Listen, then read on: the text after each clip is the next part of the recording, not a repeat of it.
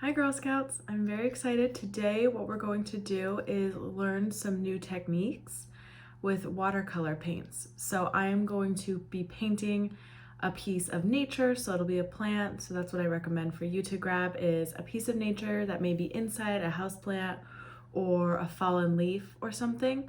So grab your watercolors, your paper, and I'll show you some techniques that'll help you make a beautiful painting. All right. Okay, so the first thing I want to show you with watercolors, obviously the main component is water. So I want to show you the difference of what it looks like to start with wet paper. So what I'm doing is I'm simply taking water from my water cup and I'm just wetting my watercolor paper, which is thicker than normal paper because it needs to absorb the water better without going flat. So as you can see, I've wet my paper. I'm going to take my palette here and I'm going to use a pretty defining color so you can see the difference. So I'm going to grab my red. I need water to get the paint wet, and you can see that it starts to bleed out. You can just see that it's starting to go everywhere, right? It's nice to start, if you're doing a large surface, it's nice to start with wet paper because it spreads a lot easier, since the paint is just going to wherever the water is. And you can push the paint and the water to an area. So if you want an area to be darker, you can see that I'm pushing the paint. Now, if I wanted to start on dry paper, what I would do is I would still get my paint wet because it's a watercolor. And then I would just paint. And you can see the difference. The color is more bold. It stays in one area. It doesn't really spread. It's a more dark color, and it doesn't go all over the paper. It just stays where the water is. And obviously I need to wet my brush for the paint to work. So you can still see it's a watercolor. You can still see that tiny bleed, but it doesn't go anywhere. Whereas if I took some paint from my dry side, went to my wet side, it's gonna automatically blend in with the water that I had already put on the paper. So that's the first technique I'm going to show you. The next technique is I'm going to start on dry paper, and this time I took my blue so you could see what I'm doing. So I'm taking the blue, I'm putting it on dry paper, and I'm actually going to just take some salt. So I have some salt here, and I'm going to sprinkle it on. And salt naturally absorbs water. So you'll notice, we'll leave it on there for a minute, but you'll start to notice that you can see where the salt is. So the salt is absorbing that water that I'd put with the paint. And once it's dry enough, I'm gonna wipe the salt away. And you can see the difference that it makes. It adds some extra detail. All right. So I'm just gonna wipe the salt, blow it off, wipe it off, whatever you wanna do. The paper's still wet, so it moved a little bit of it, but you can see that it created these little dots. So those little dots absorb the color, and it kind of created a really cool pattern, especially with the blue. It kind of reminds me of waves in the ocean. So if you're ever painting an ocean or a sea, I think salt is a really good technique to use to add some fun texture to your paper. So the next thing with watercolor is you want the water to dry before you start adding more details to it. So on the bottom here, I did another wet paper just so you could see the two examples. This one's a little more dry. So I wanted to show you how you can add more detail to your picture once the area, the surface, has dried a bit. There's still some wet spots over here, so I'm gonna leave that alone. And then this is just the basic wet paper paint technique. So I'm gonna take a different color. Let's say I'll take green, just so you can see the difference. So this is technically dry on wet. It still blends a little bit since the paper is not fully dry, but you can see that I can add the detail once the paper has dried a little bit. And if I want to blend them, so this is a different technique. So when I want to blend them, I'll take the green and I'll add it to the water that's already there. Obviously it's going to start creating a new color because I took a primary and a complementary, color. So the green is the complementary, the red is the primary. So it's going to create kind of a brown, but also you can notice that it creates a little bit of a grayish blue. That's what the hues are creating. So that's blending it. The green is a little bit stronger since this part is dry now. But again, you can see that I'm blending it on here. So it adds a different color. And when you're looking at objects around or in nature or just anywhere, there's more than the color that appears. So the thing I'll be painting today, if you want to paint with me, is going to be a leaf. So I picked this leaf. It fell off my plant as usual. I just didn't want to be on the plant anymore. So I picked the leaf, and it's got, you know, you can see some yellow, some white, some green. But when you really look at it, there's so many other colors that are added to it. What color greens do you see? Is one darker? Is one lighter? How is the light hitting it? So those different hues are added with combining different colors. So I'm going to start by just drawing my leaf. So I have my little leaf here, and I have just a normal pencil. You want to do a light drawing unless you want your drawing to show in your watercolors. So I'm going to hold my leaf up so I can see it a little bit better as I'm drawing it. And you know, no leaf is a perfect pattern. I really like this leaf because it's got a lot of different shape to it.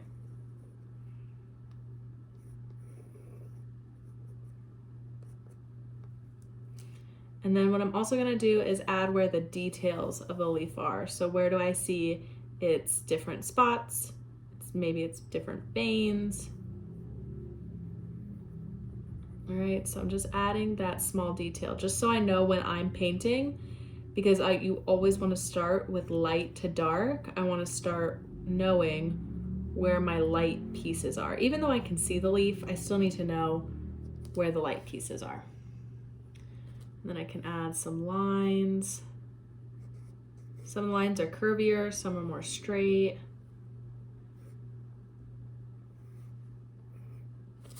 All right, so you can't really see it through the camera just because it's a very light drawing, but you can see that I drew the leaf. So now what I'm going to do is I'm going to take my palette. I have my leaf here, and I want to start with the lightest color on my leaf. So I'm going to take this brush that I have, just a normal, what's the size of it? A normal 3, just because I like this brush for large parts. And I noticed that the lightest color is a yellowish white. So I'm going to take my yellow here. I'm going to go to a lighter spot on here, wipe it off, wipe my brush off with water because I'm going to go to the white. Take my white, and I'm going to blend it. And it's going to create, hopefully, a very, very light hue. If I think it's too dark, I might just end up using the white with a dirty brush because it'll still add a little bit of a yellow hue without adding too much color. All right, so what I'm going to do is I'm going to start on dry paper, and I'm just going to add gently where I think the colors are. So it seems that the white part of this leaf are more towards the end. So I'm just going to put it towards the end, and if I want to brush some water onto this paper, that's fine. I'll do that. The stem's a bit lighter too, so I'll add that on. And there's random light colors in this as well, just randomly throughout when the light shines on the leaf. So I'm actually just going to end up painting the whole thing. All right.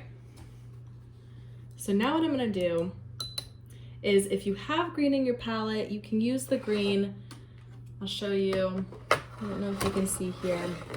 I have some greens, but I prefer to blend my yellows and blues and create my own greens, just because all leaves are really different colors and you can't exactly get the right green just from using the random green that you have. Like, do I want to add more blue? Do I want to add more yellow? There's a few types of yellows. There's a few types of blues. My leaf has more of a yellow hue to it, so I'm going to be using a bit more yellow. I might even add a little bit of orange or this kind of sienna, this light sienna. So now I got my light color. And what I'm gonna do is I'm gonna wet my brush after blending, and I'm going to wet the paper with the wet brush, just in the spots that I want it to blend into. So I'm gonna take this and I'm just gonna gently bring the paint onto the paper in the areas that I want it to go onto. So you can start to see the greens coming in. It's still very, very light,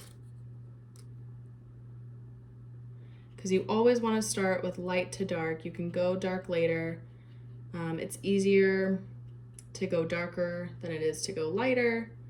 If you think that you've gone a little too dark, you can always take a towel or a paper towel and just blot. It'll still leave a little bit of a mark from the water on the paper, but it won't leave as much of a dark hue. So you can also see where my lines are. I'm leaving little areas white or light yellowish green, because those are the light areas on the leaf and I want to keep them light. Unless you have a specific white paint to put on top of watercolors, you can't necessarily make something completely white, and that's okay. So now I want to go a bit darker. So what I'm actually going to do is I'm going to take the dark blue from my palette and I'm just going to add it to the green that I already had. And that's going to make it a bit of a darker green. I'm going to add some yellow again. I went a little too dark for my liking. Let's see. I'll add this royal blue in, see what that does for the color. Perfect, I like that. So you can see I have 3 different shades of green just on my palette, just because I'm not quite sure what I want to do. All right, so now I'm going to take it in the dark areas and I'm going to go towards the edge. I want a little more water because I don't want it to be as firm of a color. I want it to blend a bit more.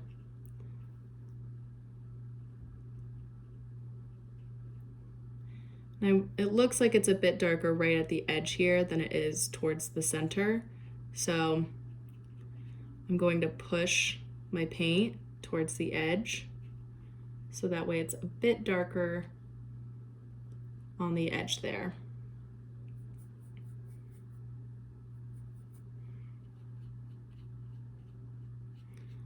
And the way that I'm swiping my brush is I'm swiping it in the way that I see the veins of the leaf going, because it'll naturally create that tone within the leaf. And anytime you want to add some detail, maybe I want this to be a little more yellow and I already put it on the paper, let's see what me just adding pure yellow onto this paper will do. So I just added some yellow, and it's actually creating a nice yellow tone. It's blending a little bit with the greens, but it's adding that nice yellow undertone that the leaf naturally has.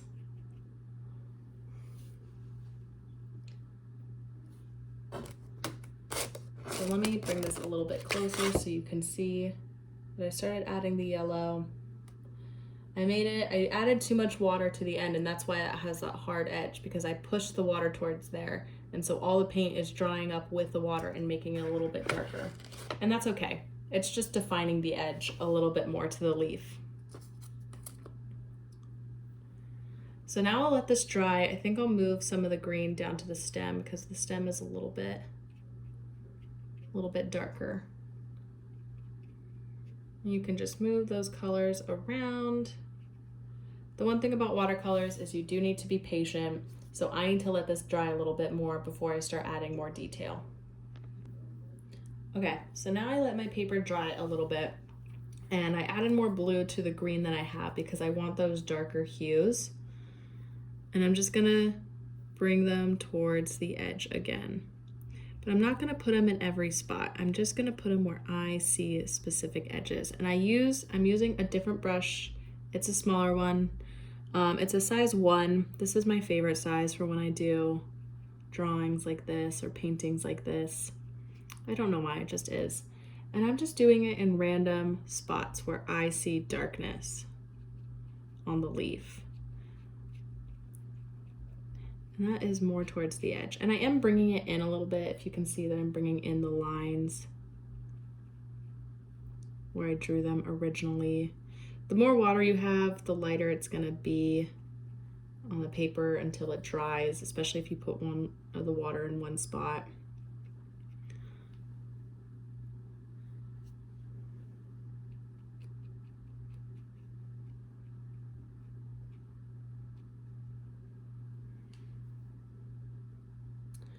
So I don't know if you can see that, but I added a little bit of darkness. So now you can see that there's just random lines coming in, and that's creating that separation from the leaf. What I might do is I actually might make this a little bit darker and add a little bit of yellow to it, just so you can see it more on the paper since it is so light. So we'll see what that does for me by adding. Typically you want to go light to dark, but I'm just gonna see what the blending happens here, what it looks like, because I do want them to blend more. If you like your leaf to have more of a hard edge, that's fine. I want my leaf to blend a little bit more. So I'm just adding water. The paint that dried over here, I'm mixing it in.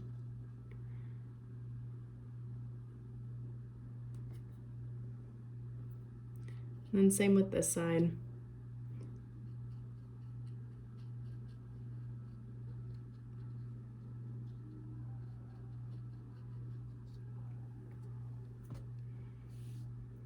So you can kind of see that they have blended a bit more. I'm gonna pull the water away from this edge and just kind of move it around, because right now that is much darker than the rest of the leaf. And I want it to blend a bit more. All right. So while it's still wet, while my paper's still wet, I'm gonna start doing more blending. So let me look at my leaf here. I have more of a darker green. And this is where I just add little spots.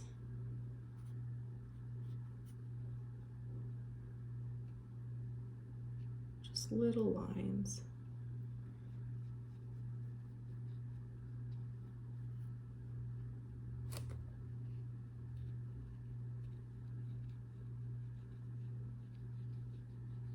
So I'm using just the very top of my brush here, just the very top, to recreate this very thin line with a very dark green that's almost a blue. And you notice that I'm not going right in the center, because the center of this leaf has a yellow hue. So I'm not going right in the center of it. I'm leaving that part blank. And that's actually creating more of the center of the line. So I want a little bit more water. Maybe I'll add more blue.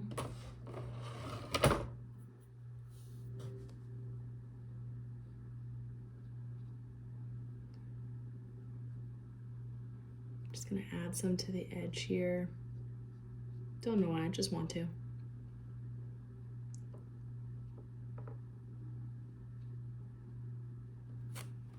All right, and now what I'm actually gonna do is I'm gonna take a little bit of the salt, and I'm gonna put the salt right in the center, because it's gonna spread out. It's gonna fall to the edge. And I'm just gonna leave it there for a second. So we're gonna leave my salt there, come back to it, and see what it does. All right, so I'm gonna try and take my salt off. I don't wanna wipe the watercolor away. Some salt looks like it's just gonna stay on. That's okay. All right, so now I pretty much finished my leaf. It's just a rough drawing, rough painting, but there's my leaf. You can see that the salt absorbed some of the water here, so it created more of those lines that I wanted to see. And obviously this leaf is much darker, so I could have made this darker if I wanted. And I might later on. I'm not gonna sign my art yet. I only ever sign my art when I finish it. But this is just an example of what you can do with the different techniques. So take time to practice. Remember the dry, the wet, and the blending. Again, wet paper, dry paper, and then what the salt does. And you can always just find something and paint it. It can be any object. It doesn't have to be in nature. It can be anything you want it to be. All right, thank you so much for joining me, and I look forward to seeing you guys next time. Bye.